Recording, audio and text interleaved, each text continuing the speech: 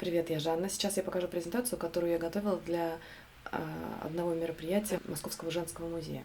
На этом слайде я озвучила одно из самых частых заблуждений, которые я и сама разделяла некоторое время назад. Женщин-композиторов было и есть очень много.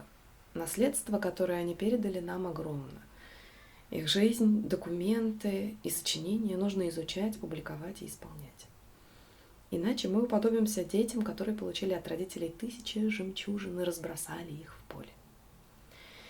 Здесь только крошечная часть женщин, сочинявших и сочиняющих сейчас музыку. В этом списке есть принцессы и найденыши. Те, что оставили огромное наследие, и те, после которых не найдено ни единой страницы.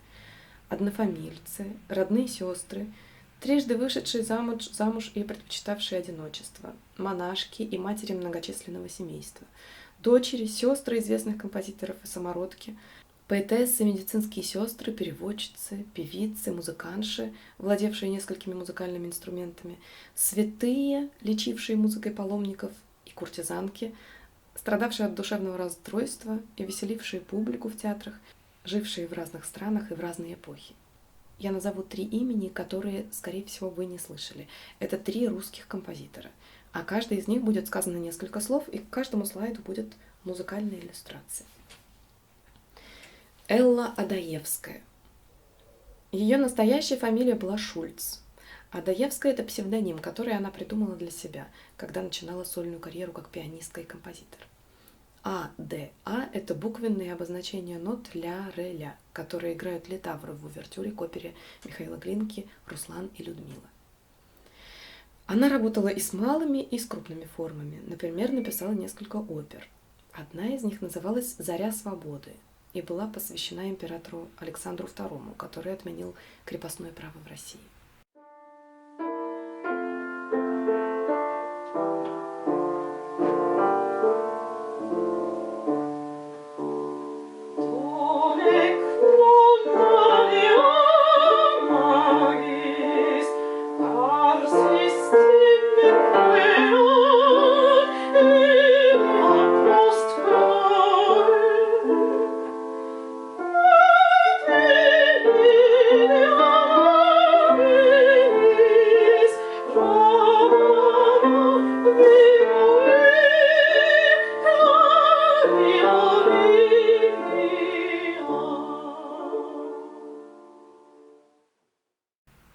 Марфа Сабинина. Ее музыкальные способности обнаружились в раннем детстве. С 6 до 26 лет она жила в Веймаре, где была ученицей таких музыкальных титанов, как Роберт Шуман и Ференц Лист. 2 года гастролировала как пианистка-виртуоз и в это время впервые посетила Россию. По приглашению императрицы Марии Александровны она стала преподавателем музыки 2 из ее детей – великого князя Сергея и великой княжны Марии.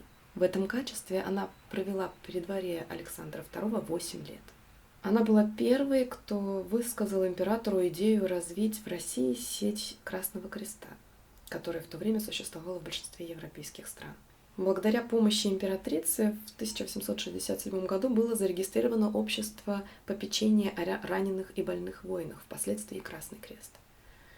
После окончания службы при дворе Марфа переезжает в имение подруги Джемиет под Ялтой. Во время войн франко-прусской, сербско-турецкой и русско-турецкой изучает лазареты французской и прусской армии, основывает лазарет в Санкт-Петербурге, и он становится прототипом для новых систем Красного Креста.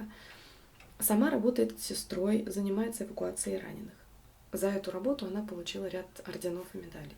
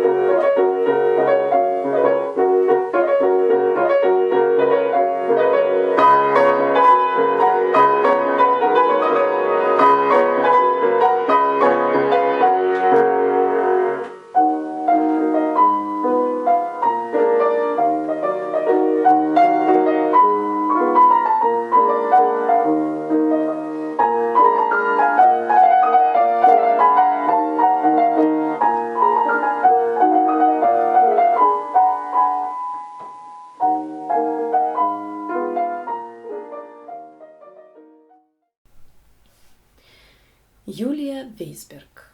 С 1903 года она училась композиции у Римского-Корского и Глазунова, икон русской академической музыки. В 1912 закончила Санкт-Петербургскую консерваторию экстерна. В это же время занималась в Германии с Максом Регером и Энгельбертом Хумбертинком, тоже крупными немецкими композиторами. 2 года была редактором журнала «Музыкальный современник», сотрудничала с «Русской молвой», «Жизнью и искусством», «Музыкальной новью» в качестве музыкального критика и публициста. В 1925-1928 годах возглавляла Ленинградскую ассоциацию современной музыки, работала в дирекции, правлении и художественном совете кружка друзей камерной музыки. Создавала и камерные, и крупные хоровые и симфонические произведения. Написала много детских произведений, в том числе 2 детских оперы. Во время блокады Ленинграда переживала тяжелую депрессию и попала в психиатрическую больницу. Погибла вместе с сыном Всеволодом во время артиллерийского обстрела города.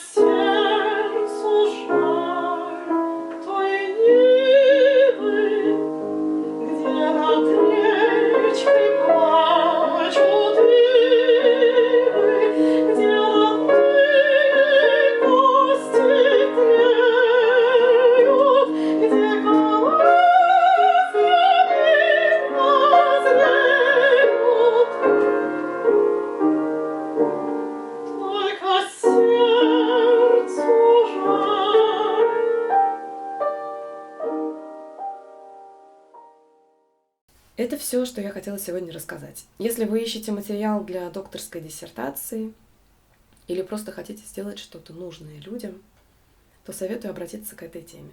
Это только 3 русских имени, о которых довольно много можно найти в интернете. И все же они забыты. Я бы могла назвать еще десяток русских имен, о которых почти ничего нельзя найти в интернете. Нужно идти в библиотеки и фонды. И я уверена, что есть еще по меньшей мере 100 имен, которые нужно разыскивать. Их ноты нужно оцифровать и оставить в интернете в открытом доступе, а потом издать и распространять через крупные сети книжных магазинов. Документы и автографы нужно найти. Биографии нужно составить и перевести на языки. Статьи в Википедии нужно создать. Монографии о них нужно написать и опубликовать. Музыку надо исполнять. Только эти 3 женщины написали столько, что можно устроить год премьер. Они были обыкновенными женщинами, прожившими настоящую, подчас очень страшную жизнь. Им есть что сказать нам, а нам нужно их услышать.